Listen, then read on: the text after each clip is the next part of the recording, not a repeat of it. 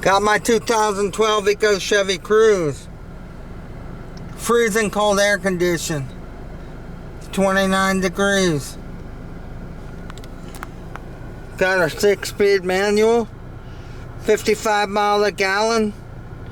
Going 55 miles an hour on the highway with the AC off. He'll get like 50 to 55 miles per gallon. It does that good. The AC eats it up. They're 24, 27 degrees. That AC is cold. Jose fixed the AC for $10. It stopped working, but it still had Freon in it.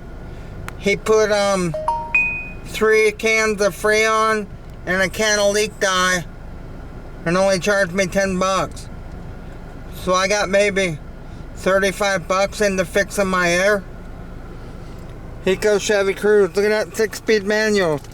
That come off a semi-truck from many, many years ago. That shifter's worth some money on eBay. They're bringing over $100 used. It's crazy. What do we got on the air now? We got 28, 22, 21. We got a Ryobi that we're checking it with. Eco Chevy Cruze.